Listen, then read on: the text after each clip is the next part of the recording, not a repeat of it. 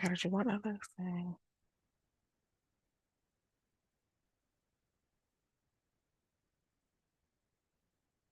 Okay, can you still hear me? Okay. Yes. Oh, why is it? Okay, hold on. I'm getting feedback. Give me 1 second.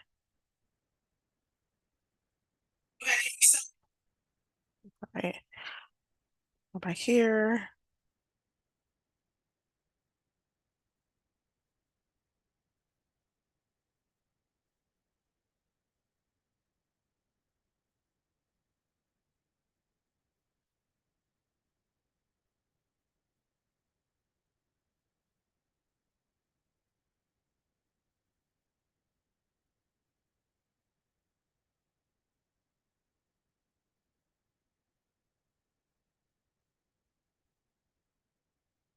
Okay.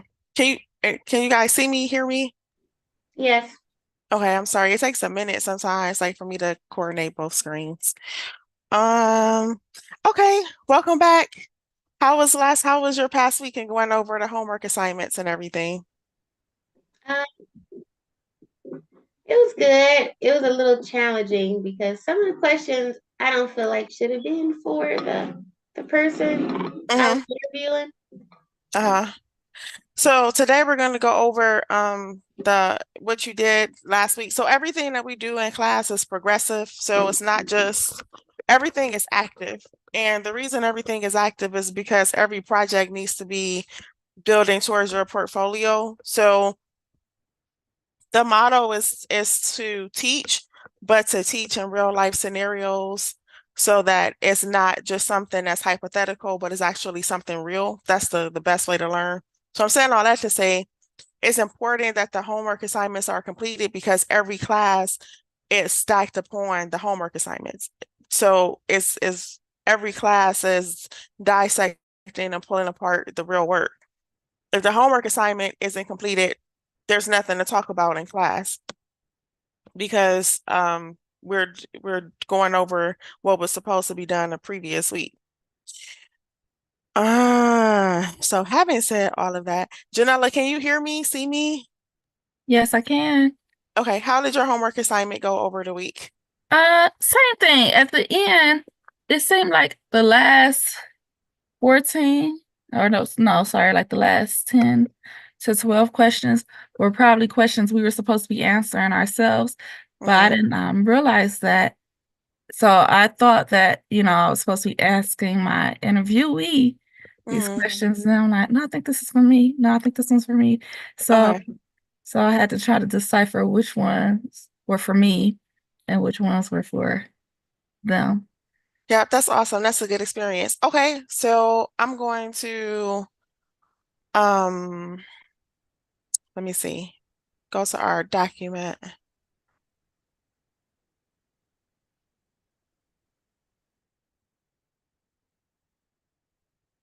And I'm going to start with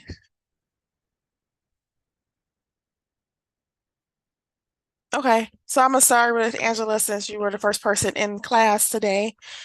Okay, Angela, let's go over your person. So, who did you interview? What type of business was it? It was You uh don't have to say the actual business name, but what type of business was it? health and wellness fitness.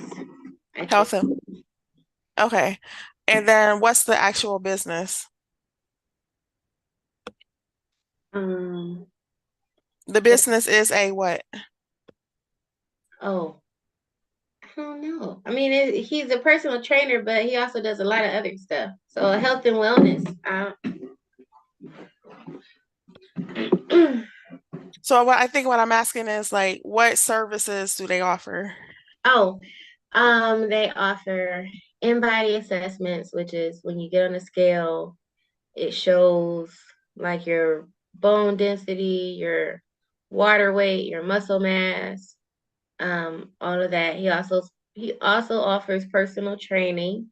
Mhm. He offers blood pressure, So he offers screening. What else?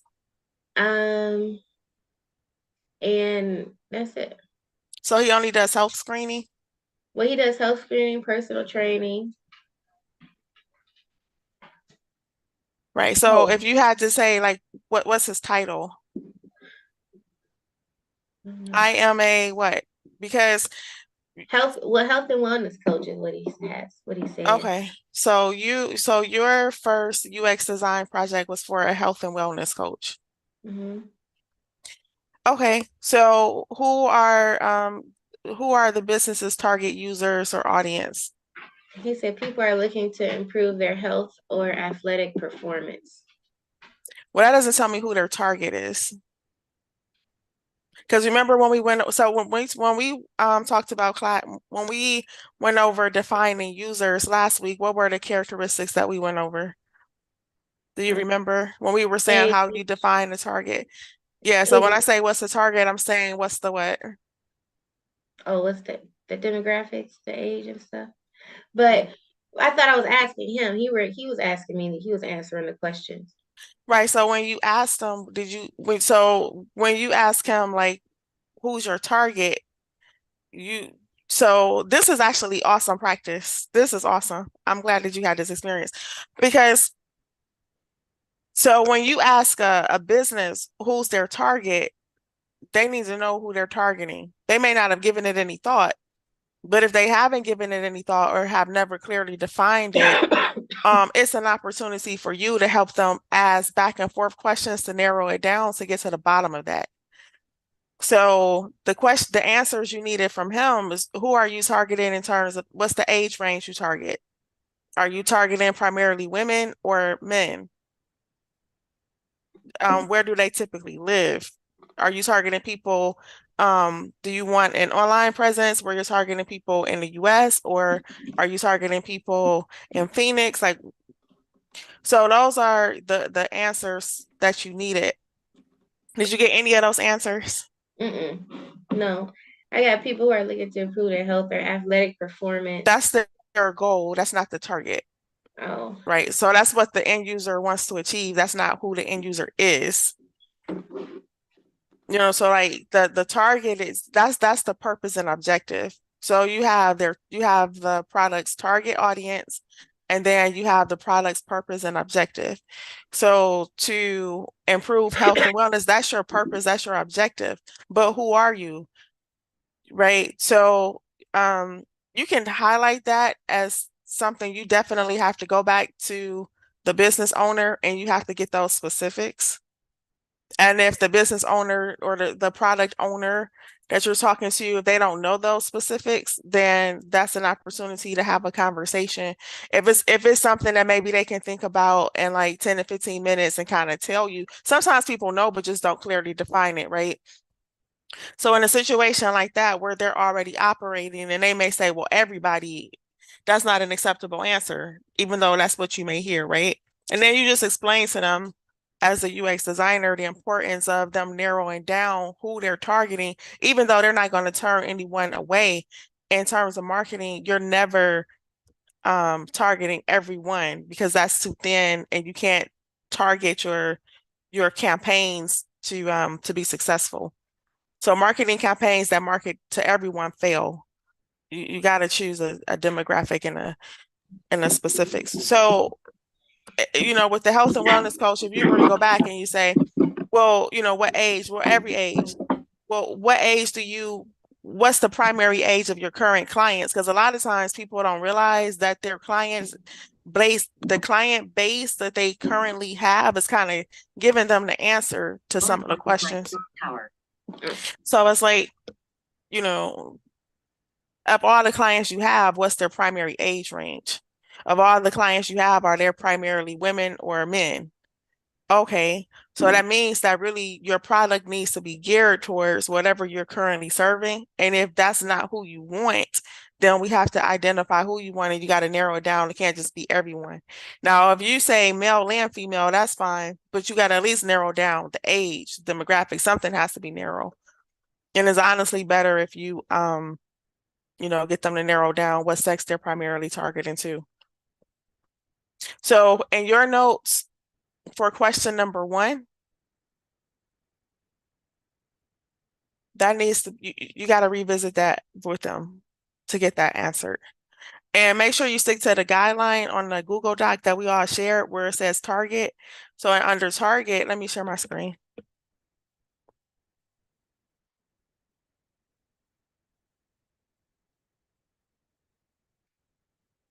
Can you see my screen? Yes. Okay.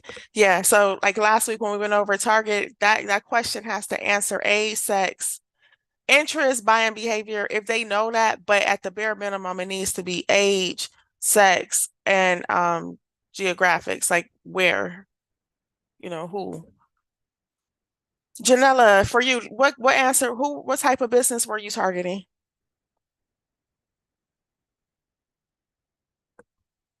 Is Janella there? Yes, I'm sorry. It takes me a second to maneuver this thing to try to um mute and unmute and start my video and all that great stuff. Okay, but I did a landscaping business. You did a what type of business? Landscaping and snow removal business. Okay, so what was the target that you defined? Age is 49, mostly single and up is the main audience that they would serve, homeowners, older Americans, both male and females, but mainly females ages 49 and up. That's solid. That's really solid. All right, for the second question, what was the second question? Now, Angela, you answered the second question. What are the primary goals and objectives of the project product? And when you see these questions, like they're interchangeable, right? So if you know you're interviewing a product owner, then it's product or service, or you know what I mean? Does that make sense? Yeah.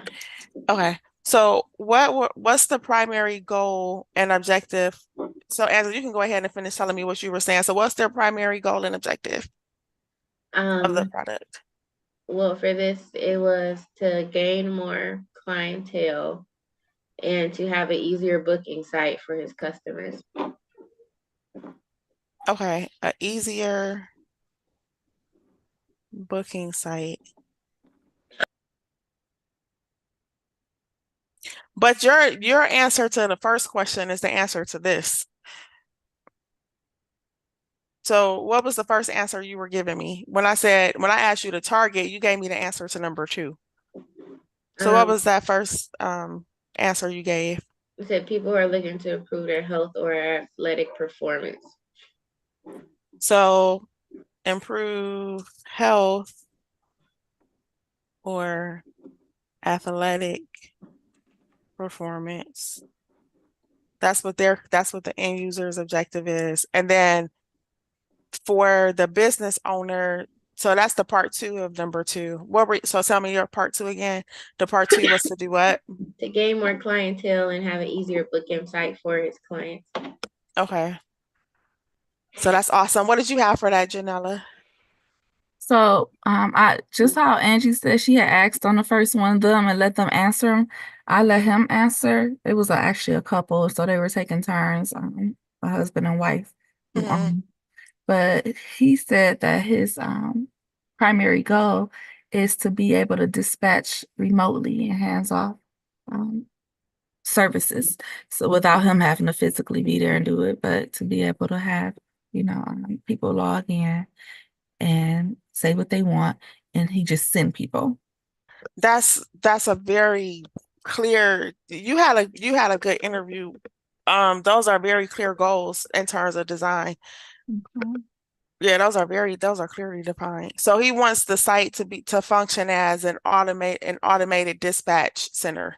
Yeah. So like um if I want my yard to be plowed or lawn, I can go on, say, hey, I need this service, schedule it, book it, and then the site automatically alerts whoever's going to plow, whoever's going to Yeah. lawn, and then send them out. Mm-hmm. That's very clear. That's very clear. Mm-hmm. Okay. The third question was, what are the user specific needs and pain points? So, Angela, back to you. How did this business owner define the user's needs and pain points?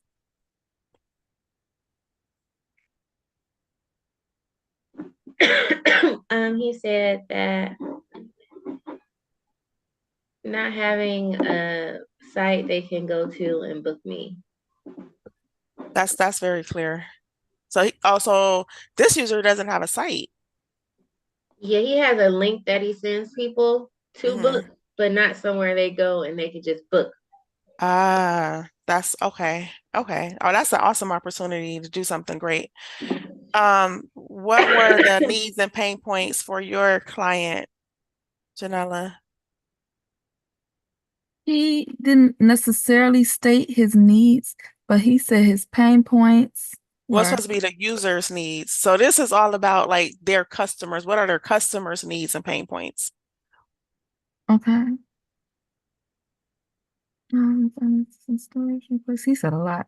Uh, making, let me make sure I can read this because I was fast writing, trying to keep up with what he was saying. Hmm. He said, making outdoor commercial properties land aesthetically appealing to promote business interactions, finances and storage. So yeah, he was saying what his pains are. He has no place to store equipment, no financing, loans, grants, etc. He can't hire due to financial restrictions. So yeah, he was speaking on his pains, not the user's pains. Right. These are good experiences because so when you're doing research and when you're trying to do the research to just gather the information you need for the product, the subject, the focus is very important that as a UX designer, when you're going through the research process, that you keep yourself on focus, on target, and you keep the person you're interviewing on focus and on target. Now, in this situation, and the focus is always the end user because you're a user experience designer. UX stands for user experience. So it's not the business experience, it's the user experience. Mhm. Your focus is the user.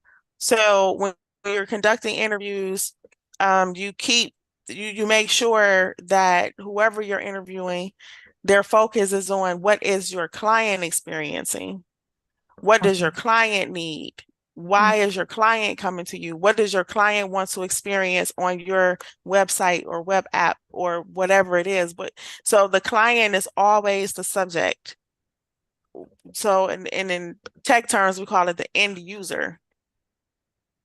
Um, when you're creating, because sometimes you'll be in situations where, like I said, when you get hired, the the website or the web app, it already exists, right? So at Mhm. that point, you're still the way you look at the user is a little bit different. So the way you look at the user is maybe people have been submitting surveys and you look at the surveys and the complaints about the site, kind of like what we talked about Uh-huh. last week, where there was an issue, like I can't find the where to put the promo code. Yeah. Or, I when I hit I the site is too slow, or I couldn't figure out, whatever it is, that experience. So this entire interview is all about who you're trying to attract, what you're trying to provide to them, what they need, and if you have an existing website or web app, what needs to be added to that site or what needs to be enhanced. How could it be a better experience for the end user?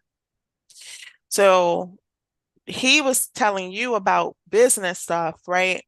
But Hmm. that's not, you need to know when a user comes to your site, what do you want the user to achieve? What do you want them to be able to do? So his first two answers were very strong answers.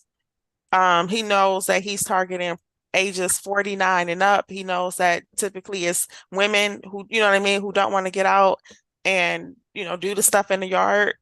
Yeah, That's the he didn't know the age. I had to look that up, but he said Well, homeowner. that's good. That's good because sometimes you do have to direct because you got to remember this is your profession, not theirs. So they can be all over the place, not understanding. So keeping business owners on task is your job because they don't know. They're not in class learning what they're supposed to be focusing on. So you Right. have to like maintain the control to make sure that they're not veering, going off to the left. So Okay. his primary goals and objectives, did he say anything that has to do with the end user?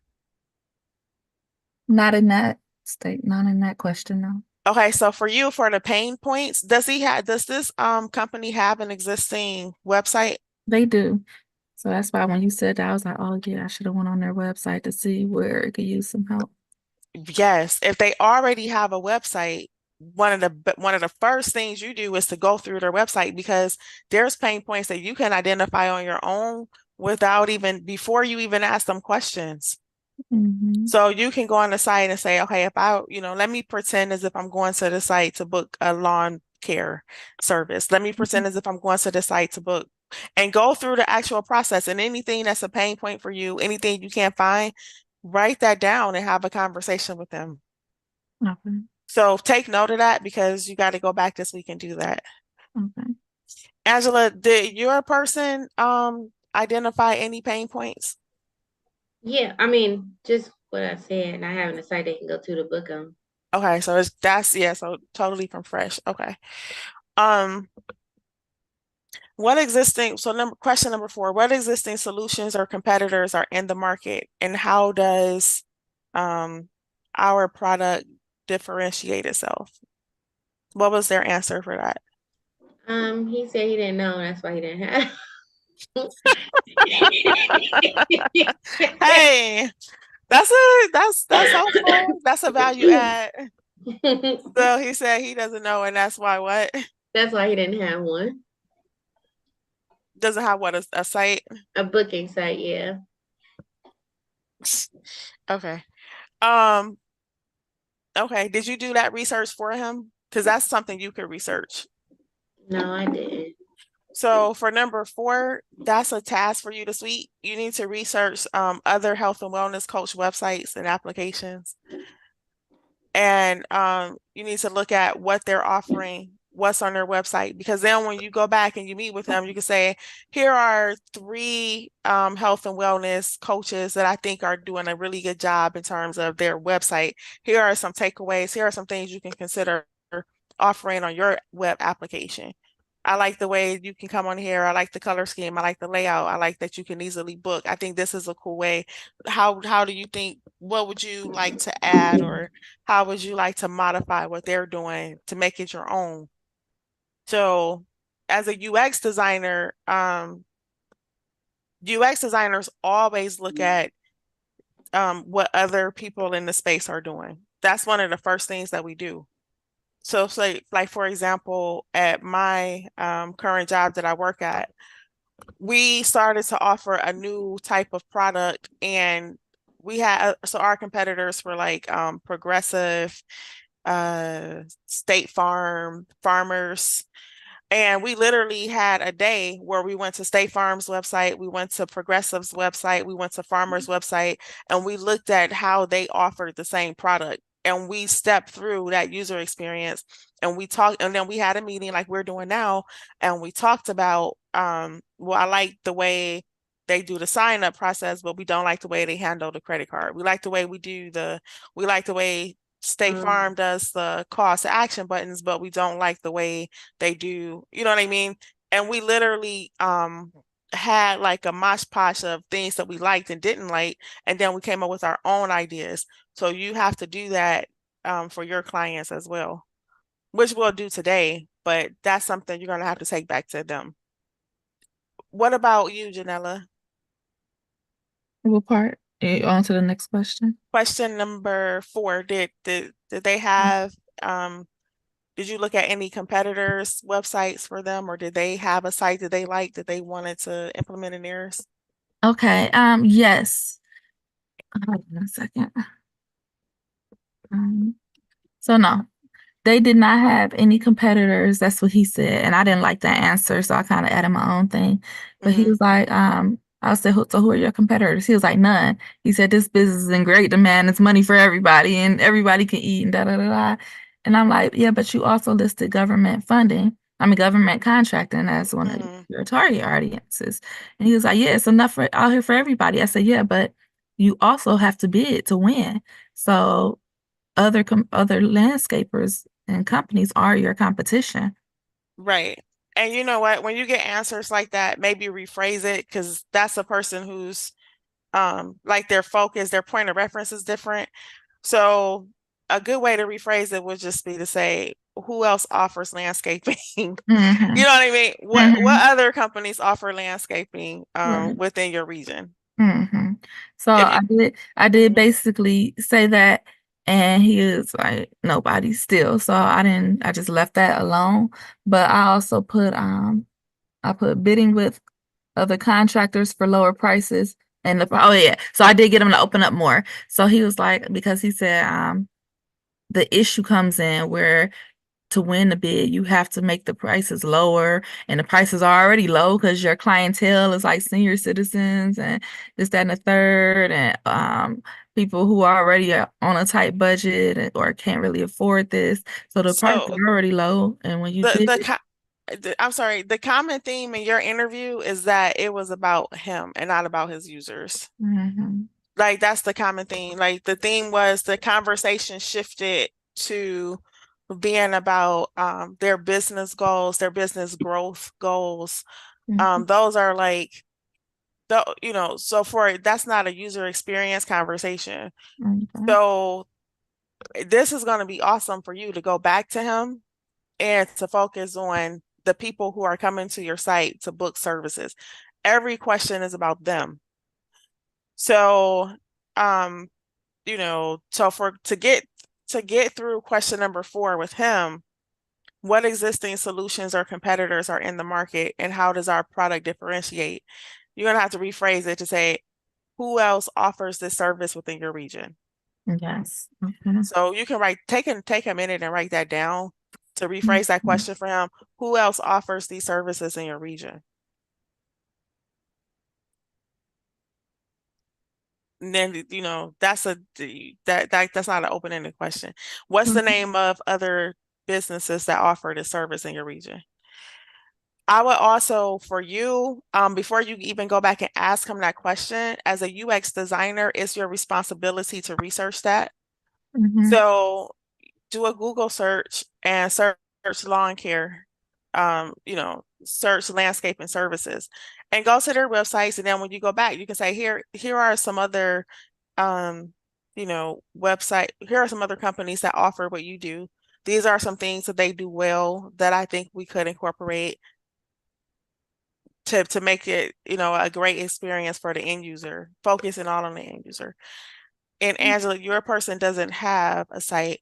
Okay, what are the key features and functionalities that the product must include? Like what key features and functionalities must be present on the website? He said he wants them to be able to book directly and pay. Hmm. He said user friendly and visually appealing. That's a good answer. Now, did he detail the services? Sorry, I had to blow my nose. What'd you say? Did he detail the services he wants them to be able to book? No. I mean, he didn't name it out for me when I asked him, but I kind of already knew, like the personal training and the in-body assessment, the wellness screening. So, as a UX designer, you tell me like so let's take one of them. Tell me what are his services again? In-body assessment. In-body assessment. Okay. So if he wants people to be able to go online and book an on body, is it in body or on body? I don't understand. What It's called an assessment? in-body. In body. Okay. If he wants people to be able to go online and book an in body assessment, as a UX designer, think about this process from beginning to end. What so be the person, you know what I mean? Like put yourself in the position of I'm a potential client and I'm going to the website and I want to book an in-body assessment. What questions are going to be there? How much is it? Probably the number one question. And what information does he need to get from the person booking? You You need to see get what I'm yeah, like their personal information, their name, email, phone number. Mhm. Because all of that stuff is, like you need to have a conversation with him about what information do you need from the client. Because when you start sketching and you start mocking, you have to make sure that stuff is accommodated for in your design. Okay. So the conversation, like when someone tells you, I want them to be, you have to dig deep. Like when you're sitting down and the product owner tells you, I want people to be able um, to book, these services. Okay, what services are they booking? One by one, what information do you need from them before, in order for them to book this service? What do they need to know? Is there anything they need to know? Do they need to come prepared? Do they need to come dressed a certain way? All of that stuff. So you have to think of, as a UX designer, you have to think about the entire experience and how that sign up process is impacting the entire experience. After they complete the assessment, are you making that assessment available online? Okay, what does that look like? And then how are they accessing it? How do you want them to be able to access it? You have to go that deep. So for your note for the key features and the functionalities that the product, you're going to have to go back on that interview, talk about each one of the products and talk about its data. What information do you need from the client that's booking for each service? What information do you want to make available to them for each service online? And that needs to be detailed. And Okay. just, I thought of like what's going to be, yeah. Janella, for you, did I know they said they want people to be able to go on and dispatch. So kind of like the same service. Did he detail the actual services that he offers? So it's like I do snow removal, I do landscaping, blah, blah, blah. Like how many services does he offer within the landscaping? Yeah, that's all he said, landscaping and snow removal. But he did say he wanted to be able to dispatch and he wanted it to be, hold on, look at the word, looking capable. He wants the website to have access to services not directly provided. So like, but he can find them. So even if it's not a service that they offer, that he can, outsource it to someone else or something else, but he still wants to be able to provide the service. So when I did, So go ahead, I'm sorry. so when I did the wireframe, I did a request a quote option so that if it's something that's not listed, they can That's request all it. that's awesome thinking. Yeah, yeah, exactly. Okay. And then for him, you got to dig deep too. You got to find out what are what services do you like, what services can they book specifically? You can't just say landscaping, that's too broad, right? So what it is, that hedge, spring cleanup, Mm-hmm. trimming the hedges, hedge shaping, raking the leaves, cutting, like, Break it all the way down. yes, because if somebody's booking, if I go to a website and I say landscaping, that's not, you don't even know Right. what you're showing up to do, And then right? I then I put a services icon on the wireframe, but I'm like, that's the only two services: landscaping and snow removal. Okay, well, exactly Yes. what.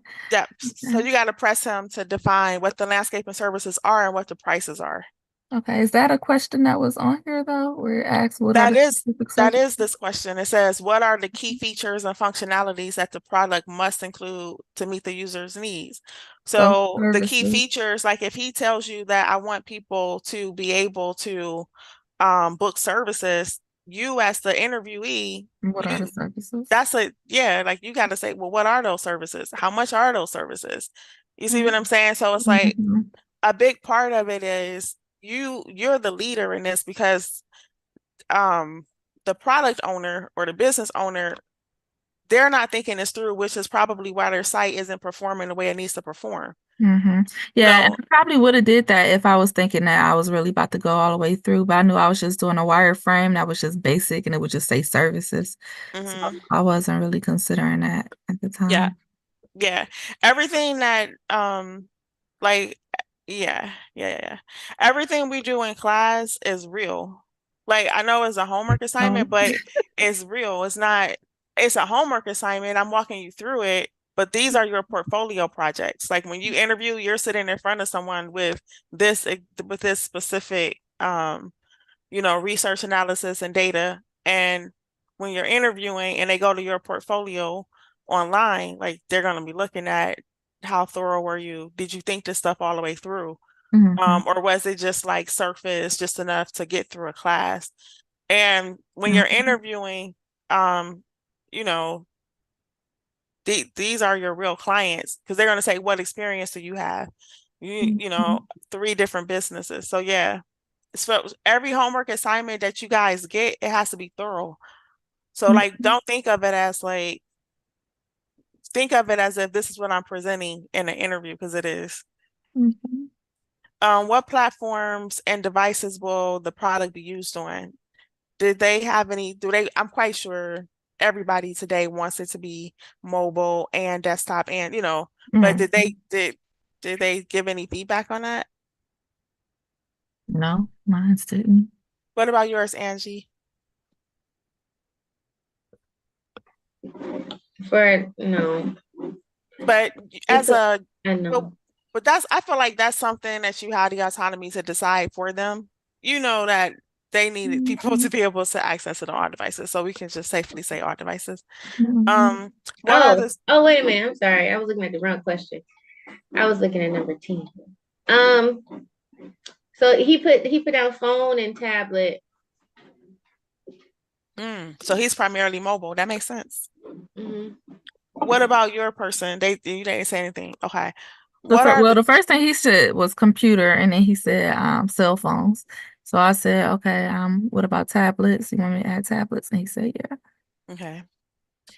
What are the technical constraints and limitations that need to be considered during the design? Now that's kind of like a you question. Did you guys take the time to figure that out? Like what are some technical constraints that you feel like you need to consider? I didn't really understand that question because in my mind I was, because it's UX design and like the wireframing project, or maybe I was just trying not to do too much. But I didn't really understand how we would know technical constraints or anything like that because it's Mm-hmm. just, visual. Mm-hmm. Did you have a way of answering that question, Janella? Or Well, was that something that as I wasn't read it clear? out loud, he immediately started answering it. Although after I read it out loud, I was a bit confused too, like what kind of technical restraints. I wouldn't know until I'm working on it. Mm-hmm. But I'm he said curious to know what his answer was. he said time being organized where data is centralized. What? Say that one more time. What did he say? He said time being organized where data is centralized. What does that mean? Time Mhm. being organized. I didn't ask. I just I just wrote it down. Okay.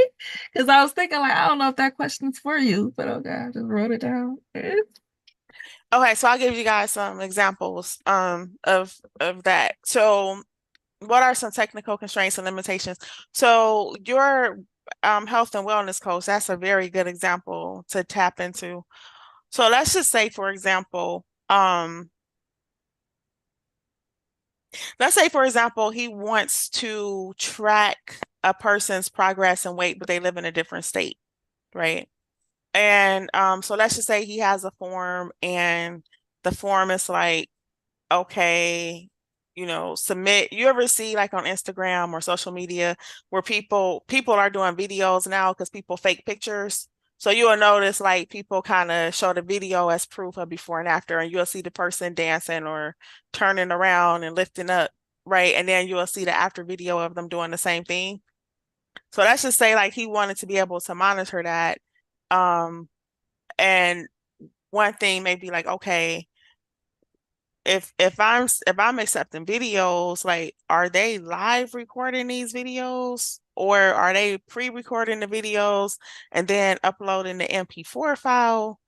And if they're pre-recording the videos and uploading the MP4 file, like uh what would be like how can I prove that it's really them or how can I prove the dates?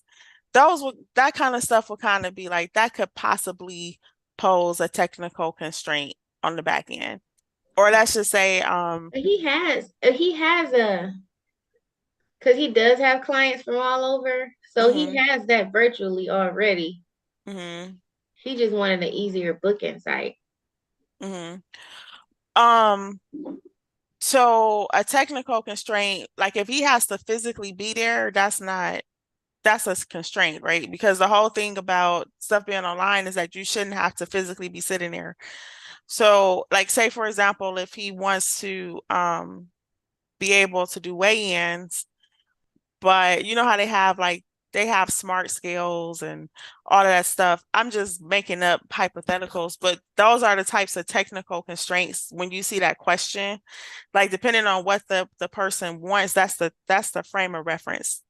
So I'm just kind of giving an example in terms of like where that train of thought is going when we talk about technical constraints and limitations. Or like a limitation could be something like let me see, what's a limitation? Let's say, for example, if for landscaping, let's say like if your landscaping person wanted to he's like, I want to be able to track the guys and make sure that they're showing up on time and make sure that they're not late. And I want to be able to go to the website and see that, that may pose like a technical constraint or a technical limitation based on, his budget and based on all of the devices and stuff that would have to be bought to put that into place and the level of complexity that would take. It's not Mhm. impossible, Okay. but I'm just saying in terms Okay. of, you see So what I'm saying? yeah, okay, so perfect. Okay, so I had this idea, Hmm.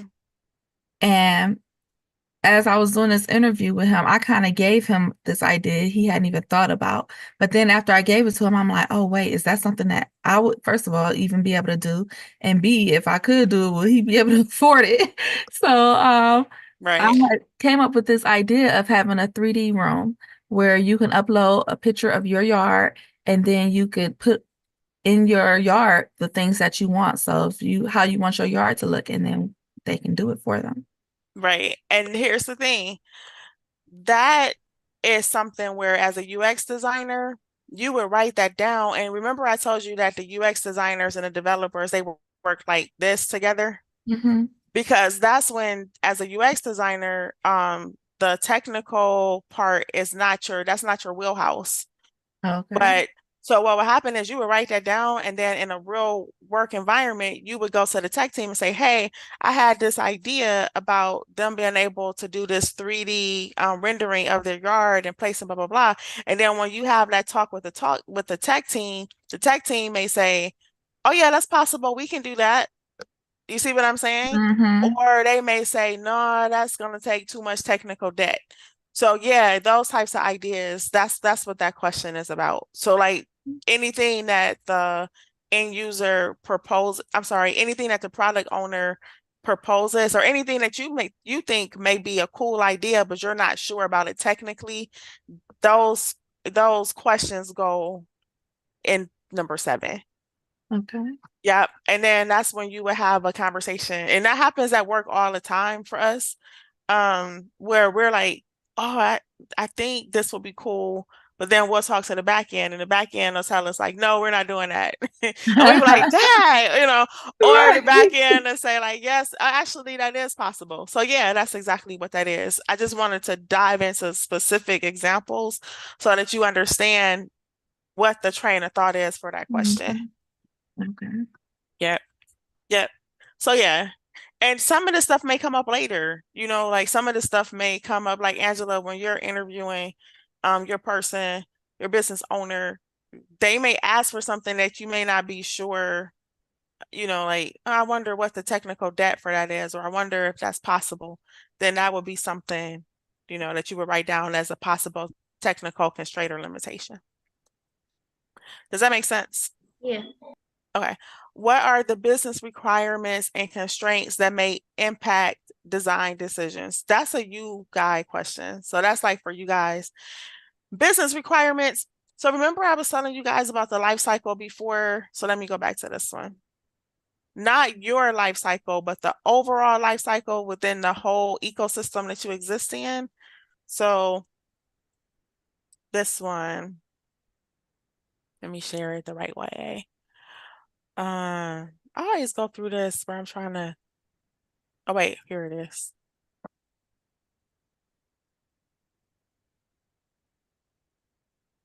Okay.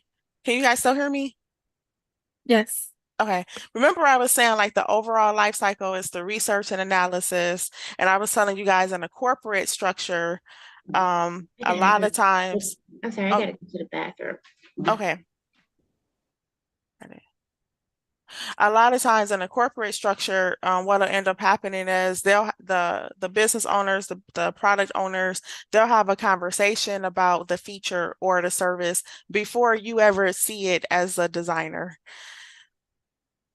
And they'll try to, make sure that it makes sense, that that's the direction the company wants to go in, and that's something that they want to build. Okay.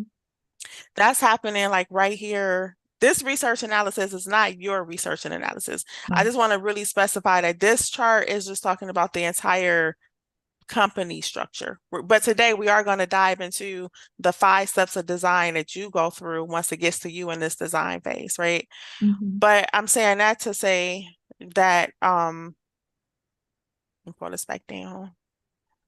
I'm saying that to say, what are the business requirements? So sometimes, you'll get specific guidelines that you have to stay within that may impact your design decision.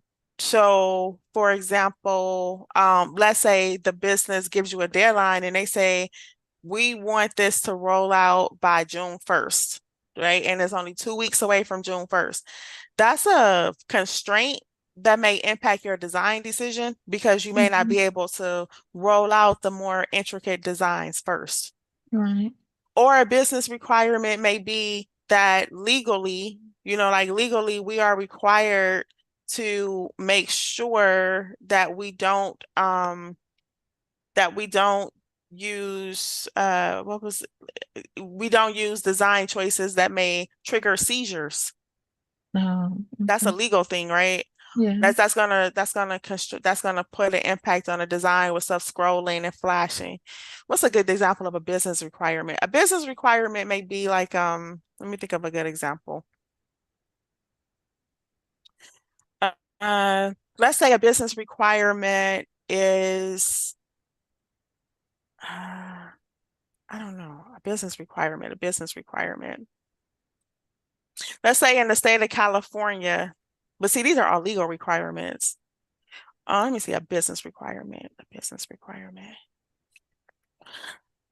Let's say the business says, like, we want to make sure that they can add an insurance policy to whatever product they offer. I don't know. So you may need to make sure that you make it prevalent that you can add additional insurance at checkout. Okay. Just, whatever the business, they're going to give you a list of things that have to be present, and those things have to be considered in a design, Oh, whether it's functionality, whether it's features that they want offered, whether it's services. Okay. What are the key performance indicators or success metrics for evaluating the effectiveness of the design? That's why before you even get to this question, like you have to know what the goal is. So going back to yours, what was when we were at question number one, no, question number two, the primary goals. What answer did you get, Janella? for the primary goals, it was to You be want to able to remotely hand off the jobs dispatching. Right. So the answer to number 9 is a direct reflection of the answer you got for question number 2, right? So if the objective is for people to be able to go to the website and to request a job and for the website to dispatch the job, what are the key performance indicators that that's working? How would you measure whether or not that's working? Okay. How would you? Well, if first of all they're receiving the requests, Hmm. and B, if the service contractors or the workers are actually going out to the jobs and completing them. Yeah. So whether or not they're going out, that's not you. That's not a UX thing. That's not your responsibility, right? But whether or not they actually have something in place where they can easily click and request the job, how would you measure whether or not they're successfully, the potential client can successfully book a service, Right. right? That's what you, So they how receive would you it. measure that though? You would measure that by how many successful click-throughs you get, how many people end up on the page that says like, congratulations, you have successfully, because another thing that we haven't talked about yet is for UX design, it's important that the developers put tracking mechanisms in place for you guys. So we can see how many people, so say for example, if after you book a service, you end up on a page and the page says, congratulations, you have successfully booked a service for this day at this time. We'll see you then. We can track, we can look at 100 people ended up on this page, 50 people ended up on this page, right? We can also track how many people ended up on the first page. So the first page where they enter out, my name is Kim, I live at 11101 Sagawood, and I want that page, we can say how many people end up. So let's say 200 people are on the booking page, but only 20 people end up on the success page. If 200 people try to book, but only 20 people are seeing the success, that's a way that you can measure whether or not the design is working. Okay. So the way you would answer that question is, you know, the key metrics would be the number of people who successfully step through the process, which is what you said, but I just kind of wanted to dive in so that you know what that looks like. Okay. So, Angela, is Angela back? Yes. Okay. So for yours, the site doesn't exist yet, but you know he wants people to be able to book. How would you be able, what would be an indicator of whether or not the design is working for people to be able to book the services? Oh, let me go back to it. It is number one requirements, key performance. Oh, no. Or did you not understand the question? What are the key performance? Oh, let me see. Hold on. That thing is in the way.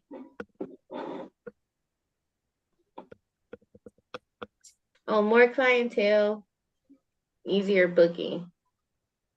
So what would be the key performance indicators to know whether or not your design is being effective in achieving that goal?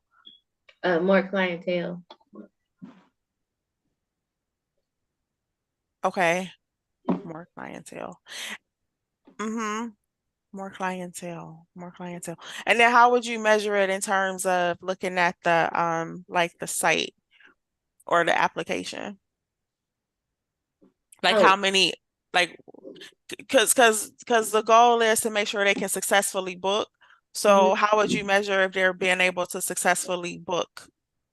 Oh, how many people visit? Well, how many people booked a service? Mm-hmm. Yeah. Yeah. And then yeah. So yeah, yours would be like you would assess the ease of use of people booking. So for both of you guys, it's kind of the same answer for both of you. The way you would measure it is you would measure how easily can someone go through the site and book a service. And you would kind of track their steps. So there would be tracking on each part of the process. This is something too that when you're in a work environment, you would have a conversation with the developers, like, hey guys, how are we going to track this? How are we going to track whether or not or actually you would make a request. Can we please have a can we please have Google Analytics on the success page so that I can see how many people land on the success page? Can I also have Google Analytics on the booking page so that I know the number of people who attempt to book? And you will make that request to the development team to say, I need to have this in place.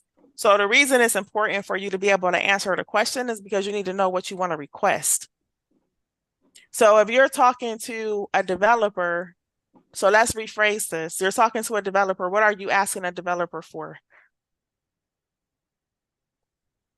So you're saying, hey, I came up with this design and I want to make it easy for the client to be able to book services, health and wellness services. Can you please put at blank in place, what are you asking them to put in place?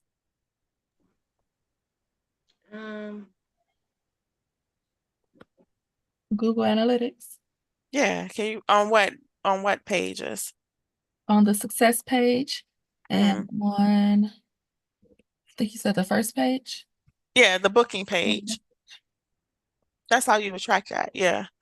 Or, yeah. So when you guys are looking at this, anything that you're implementing, let's say, for example, with the example that you guys gave last week, where people couldn't enter the promo code. You have simulated testing environments where, like I was telling you guys before, like you may send 50 people, you may send like 50 people a code and say, hey, I want you to buy something and use this promo code. And then actually talk to those 50 people or how those 50 people fill out a form and say, how easy was it for you to implement or add the promo code? Or when you guys finish this design and we get into later on down the line, we get into mocks and prototypes, you may have like 5 different people go through and try to book a service and you don't say anything. You just say book a in-body assessment and you just tell them to book the in-body assessment. That's it. That's the only instructions you give them. And then they go through the process and they give you feedback of if they could do it or not. And then you may say book a personal training session. That's all you tell them to do. And then you have a survey, and the survey will say, like, how easy was it for you to book the session? Did you run into any problems with booking the session? Because that's how you identify the pain points. Do you have any recommendations that will make it easier for you? So that's the answer for those will be your key performance indicators, like as you're testing and as your metrics. And then, once you go through that process, looking at the Google Analytics to kind of see, what's going on. Because say, for example, if you put a Google Analytics tracker on the congratulations page and you put another one on the booking page, and like I was saying before, if you have 200 people come to the booking page, but only 20 people show up at the success page, that would be an indicator to you that something is wrong. That's when, and then the next step after that would be, let me send 10 people to this booking page and have them book and let them tell me if they were able to successfully get to this page. Did you run into any hiccups? What happened? Why didn't you continue? You see what I'm saying? So that's kind of like where you exist in that space for that question. I'm going to ask her question number 10, and then that hour went by fast, and then we're going to take our hour break. Did the end user have a product? Did they have a budget, deadlines, milestones?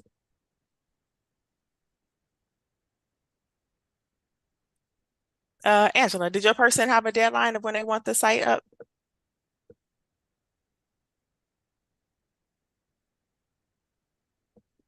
Is Angela there? I'm here. Okay. No, Okay. we didn't talk about it. We didn't. You didn't get to that question, or? No, because he didn't really give me an answer. Okay. What about your person? Did they have a timeline or a budget? No, because they said they already have a website, so there's no rush or anything on it. And as far as the budget, he again asked that question. I mean, he answered that question as if, for his personal self. Well, that question is actually for their person. I That's mean, one question that is for them. well, no, then I meant that the other way around then. He said it's dependent on the client's design. So Yeah, so your person did not understand yeah. the questions. That's an awesome opportunity for you. That's going to sharpen your skills, and because the skill level is going to take you to stay on focus. I'm sorry, you. The skill level is going to take you to help the business owner stay focused. It's going to sharpen you on staying focused. Okay. Right. So that's you going back to him and really narrow in and focusing in on the end user and when it is about him, but just making sure that the focus of the questions is Right on who was supposed to be on. yes. And part of this is like this being your first interview, not knowing, which is why it's awesome. This is also why it's important to do stuff for real and not and make believe in your head. Because like this experience is the experience that everyone goes through when you're new to the field. It's kind of like, you know what I mean? Like you're feeling your way and getting a solid understanding. So all of these answers are awesome. I'm excited about all the answers. The ones that went left, I'm actually more excited about because those are the greater learning opportunities for you to really understand what it is you do and what your role is. So I'm actually more excited about the ones that they answered incorrectly than I am about the ones that they answered correctly because I'm like, oh my God, you get to really understand and Right. have a solid understanding of what you actually do and how important your job is. Mhm. Okay. Having said that, we'll come back and pick up the rest of them. And then some of them we got to go back in and we're at work today, so we will actually do the work. But yeah, so take a 15-minute and I'll see you guys back at 9:30. Alrighty then. Okay.